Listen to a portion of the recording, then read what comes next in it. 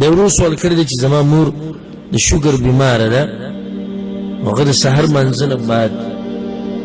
غواړي چې هغه اجر ورته میلاو شي، کوم چې حدیث کې راغلی دی چې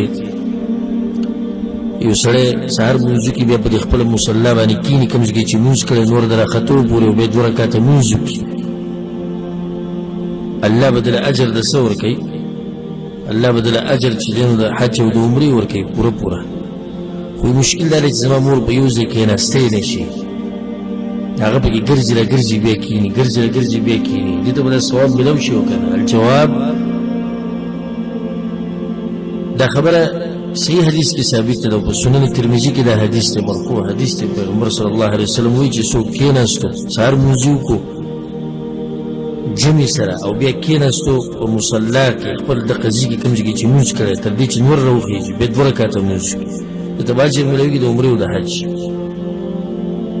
او صحیح خبره دا ده کوم باندې چې زړه مطمئن کېږي چې دا اجر د زنانه دپاره هم دی چې کله هغه په کور کې کوم ځای کې مونځ کوي هلته مونځ وکړي او بیا هلته ناست دی.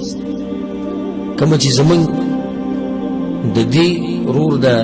والده ده، والله دې ورله روغ صحت ورکړي، الله دې ورله شفا ورکړي،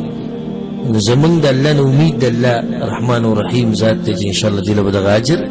پوره ورکړي، ځکه چې دا بغیر عذره خپله مصلی نه پرېږدي،